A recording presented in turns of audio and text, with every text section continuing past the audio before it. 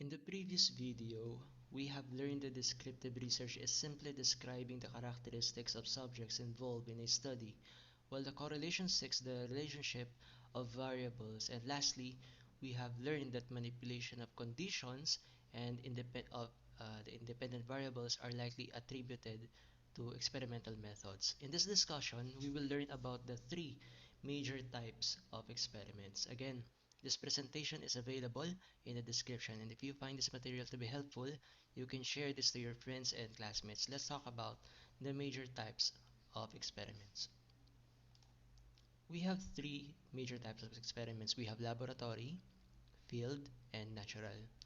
In laboratory experiment or lab experiment, it is characterized by a low ecological validity or representation of result in a real-life situation.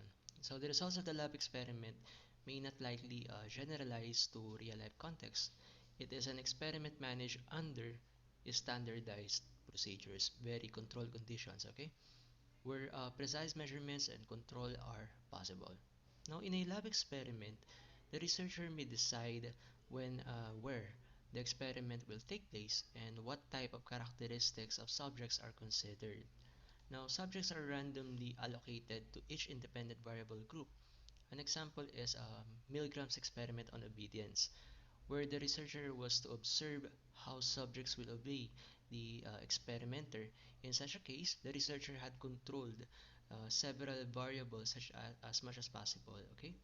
Now, in a lab experiment, replication of an experiment is likely easier compared to field and natural experiments. That is because a researcher can follow standard procedures to be used. Also, this allows exact control of variables such as uh, that manipulated independent variable and other extraneous variables that might affect the outcome of an experiment. So, letting the researcher to explore the cause and effect relationship between these variables. Of course, since this is an artificial setup to observe the behaviors or outcome, this type of method may tend to produce unnatural behaviors that do not really reflect real life.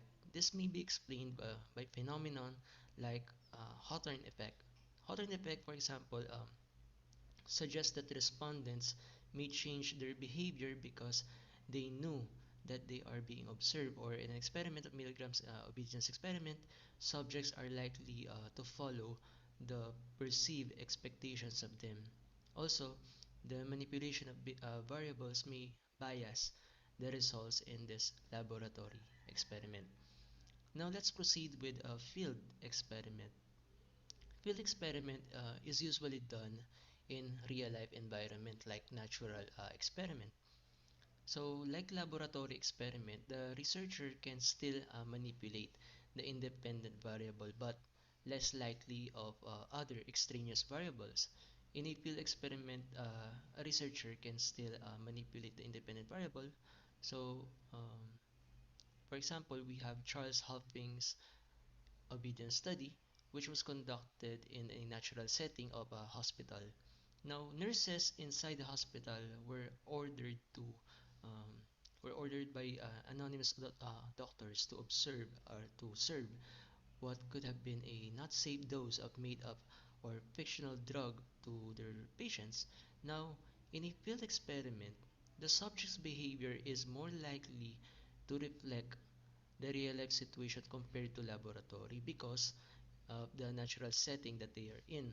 Also, subjects may less likely to manipulate their tendencies or behaviors in this type of experiment. On the other hand, field experiment, okay, is prone to other predetermined conditions or extraneous variables that are cannot be manipulated by the researchers. These variables are likely influence the result of the study at the end. So, okay, with that, field experiment is difficult to replicate and come up with almost the same result, just like the natural experiment.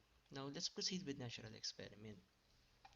Natural experiment is usually conducted in real life environment of the subjects, but the researcher has no control over the independent and extraneous variables as they happen simply in real life, like field experiment, this type of experiment is also difficult to replicate. So an example of a natural experiment is longitudinal study of Hodges and Tizard's attachment research in 1989. Now, this study compared the long-term development of children who have been adopted or returned to their parents versus a control group of children who had lived with the biological families.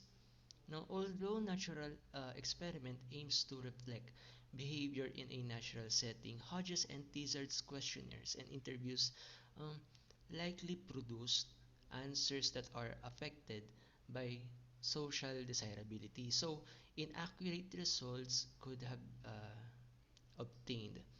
A natural experiment is likely available or applicable when there are ethical concerns on manipulating independent variables. Okay, so because of the time-consuming characteristics of this type of experiment, this can be relatively expensive compared to laboratory and field experiments. Okay, so in the next discussion or video, we will discuss some of the terminologies we use in experimental methods.